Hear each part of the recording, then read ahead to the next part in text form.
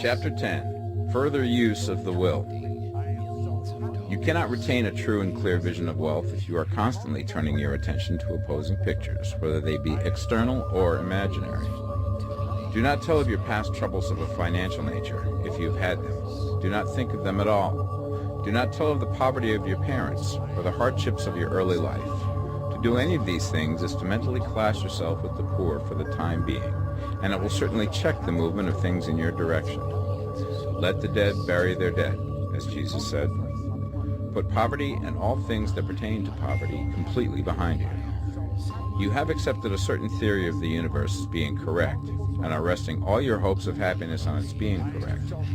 And what can you gain by giving heed to conflicting theories? Do not read religious books which tell you that the world is soon coming to an end, and do not read the writing of muckrakers and pessimistic philosophers who tell you that it is going to the devil. The world is not going to the devil, it is going to God. It is wonderful becoming. True, there may be a good many things in existing conditions which are disagreeable, but what is the use of studying them when they are certainly passing away, and when the study of them only tends to check their passing and keep them with us? Why give time and attention to things which are being removed by evolutionary growth, when you can hasten their removal only by promoting the evolutionary growth as far as your part of it goes? No matter how horrible and seeming may be the conditions in certain countries, sections, or places, you waste your time and destroy your own chances by considering them. You should interest yourself in the world's becoming rich. Think of the riches in the world as coming to, instead of the poverty it is growing out of. And bear in mind that the only way in which you can assist the world in growing rich is by growing rich yourself through creative method, not the competitive one. Give your attention wholly to riches. Ignore poverty.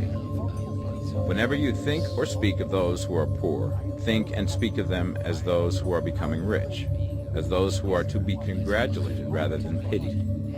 Then they and others will catch the inspiration and begin to search for the way out. Because I say that you are to give your whole time and mind and thought to riches, it does not follow that you are to be sordid or mean.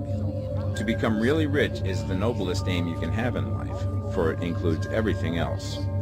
On the competitive plane, the struggle to get rich is a godless scramble for power over other men. But when we come into the creative mind, all this is changed. All that is possible in the way of greatness and soul unfoldment, of service and lofty endeavor, comes by way of getting rich. All is made possible by the use of things. If you lack for physical health, you will find that the attainment of it is conditional on you getting rich. Only those who are emancipated from financial worry and who have the means to live a carefree existence and follow hygienic practices can have and retain health.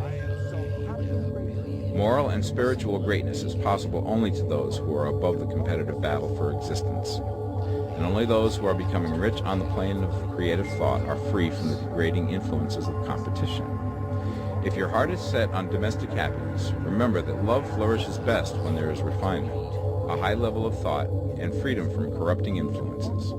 And these are to be found only where riches are attained by the exercise of creative thought, without strife or rivalry. You can aim at nothing so great or noble, I repeat, as to become rich, and you must fix your attention upon your mental picture of riches, to the exclusion of all that may tend to dim or obscure the vision. You must learn to see the underlying truth in all things. You must see beneath all seemingly wrong conditions the great one life, ever moving forward towards fuller expression and more complete happiness. It is the truth that there is no such thing as poverty, that there is only wealth. Some people remain in poverty because they are ignorant of the fact that there is wealth for them, and these can best be taught by showing them the way to affluence in your own person and practice. Others are poor because, while they feel that there is a way out, they are too intellectually indolent to put forth the mental effort necessary to find that way and by traveling. Others still are poor because, while they have some notion of science, they have become so swamped and lost in the maze of metaphysical and occult theories that they do not know which road to take. They try a mixture of many systems and fail in all. For these, again, the very best thing to do is to show the right way in your own person and practice. An ounce of doing things is worth a pound of theorizing. The very best thing you can do for the whole world is to make the most of yourself. You can serve God and man in no more effective way than by getting rich. That is, if you get rich by the creative method and not by the competitive one. Another thing. We assert that this book gives in detail the principles of the science of getting rich. And if that is true, you do not need to read any other book upon the subject. This may sound narrow and egotistical, but consider.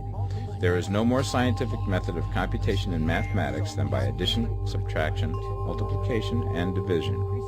No other method is possible. There can be but one shortest distance between 2 points.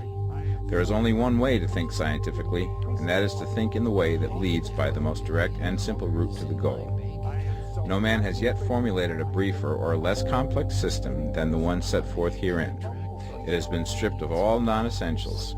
When you commence on this, lay all others aside. Put them out of your mind altogether. Read this book every day. Keep it with you. Commit it to memory, and do not think about other systems and theories. If you do, you will begin to have doubts, and to be uncertain and wavering in your thought, and then you will begin to make failures. After you have made good and become rich, you may study other systems as much as you please. But until you are quite sure that you have gained what you want, do not read anything on this line but this book, unless it be the authors mentioned in the preface. And read only the most optimistic comments on the world's news, those in harmony with your picture. Also, postpone your investigations into the occult. Do not dabble in theosophy, spiritualism, or kindred studies. It is very likely that the dead still live and are near, but if they are, let them alone. Mind your own business.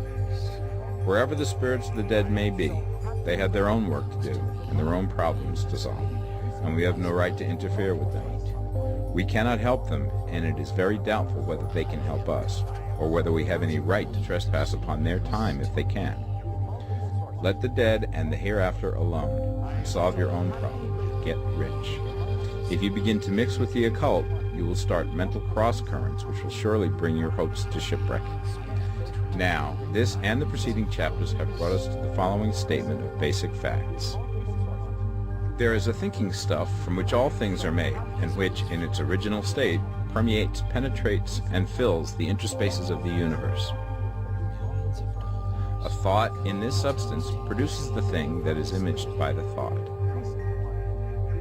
Man can form things in his thought, and, by impressing his thought upon formless substance, can cause the thing he thinks about to be created. In order to do this, man must pass from the competitive to the creative mind. He must form a clear mental picture of the things he wants, and hold this picture in his thoughts with the fixed purpose to get what he wants, and the unwavering faith that he does get what he wants, closing his mind against all that may tend to shake his purpose, dim his vision, or quench his faith. And in addition to all this, we shall now see that he must live and act in a certain way.